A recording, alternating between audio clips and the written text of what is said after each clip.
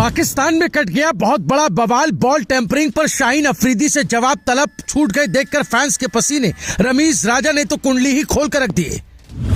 Ball tampering मामले में बहानेबाजी जारी। 48 घंटे में होगा बड़ा फैसला। फैंस भी देखकर हैरान। पाकिस्तान के खिलाड़ियों ने किया गंदा काम। पीसीबी ने फखर जमा को नाप दिया। फिर एक बार पाकिस्तान क्रिकेट के खिलाड़ियों ने किया गंदा काम। क्रिकेट के गलियारों में आया भूचाल। पीसीबी भी एक्शन में आई। अब अफरीदी के दामाद का क्या होगा? क्रिकेट में अगर गेंद से छेड़छाड़ हो जाए तो खेल का संतुलन ही बिगड़ जाता है।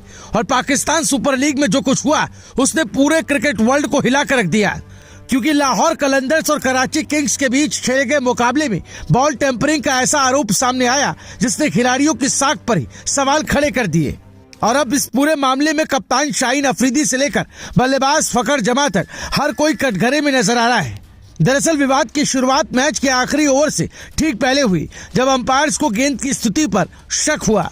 जांच के बाद तुरंत गेंद बदल दी गई और लाहौर टीम पर 5 रन की पेनल्टी लगा दी गई। यही वो पल था जिसने पूरे मैच का रुख बदल दिया, क्योंकि कराची किंग्स को जीत के लिए 14 रन चाहिए थे, जो अचानक घटकर 9 रन रह गए। लेकिन असली बवाल मैच के बाद शुरू हुआ, जब पोस्ट मैच प्रेजेंटेशन के दौरान पूर्व दिग्गज रमीज राजा ने सीधे कप्तान शाहीन अफरीदी से सवाल दाग दिए। और यही अफरीदी हंसते नजर आए। उनके जवाब क्लियर नहीं थे। बार बार उन्होंने यही कहा कि उन्हें कुछ नहीं पता, वीडियो देखकर ही सच्चाई सामने आएगी। लेकिन शाहीन के हाव भाव और गोलमोल जवाबों ने शक को और गहरा कर दिया। फैंस को लगने लगा कि कुछ न कुछ गड़बड़ जरूर हुई। इतना ही नहीं, शाहीन अफरीदी ने इस पूरे मामले में अंपायर्स पर ही सवाल खड़े करने की कोशिश की। उन्होंने कहा कि अंपायर्स ने बिना ठीक से समझाए गेंद बदल दी और उन्हें फील्डिंग पर लौटने के लिए कह दिया गया। लेकिन इस सफाई ने मामले को शांत करने के बजाय और भड़का दिया, क्योंकि अब सवाल ये उठ रहा है कि अगर सब कुछ साफ था तो इतनी बड़ी पेनल्टी क्यों लगी?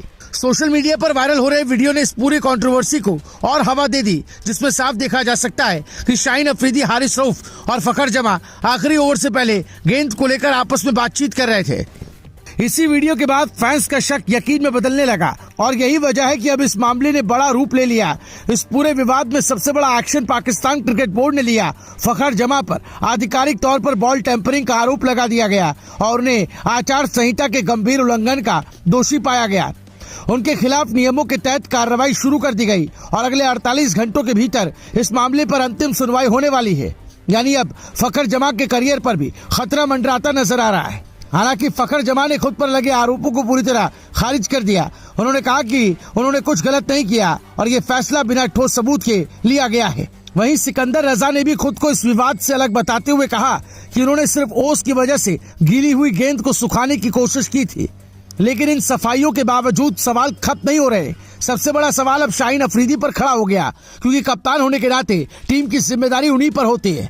और जब इतना बड़ा विवाद सामने आया तो जवाब भी उनसे ही मांगा जा रहा है। यही वजह है कि रमीज राजा के सवालों ने उन्हें असहज कर दिया और उनके जवाबों ने मामले को और उलझा दिया। क्रिकेट के इतिहास में बॉल टेम्परिंग हमेशा से एक बड़ा अपराध माना गया और जब इंटरनेशनल लेवल के खिलाड़ी इस तरह के आरोपों में घिरते हैं तो खेल की साख पर सीधा असर पड़ता है।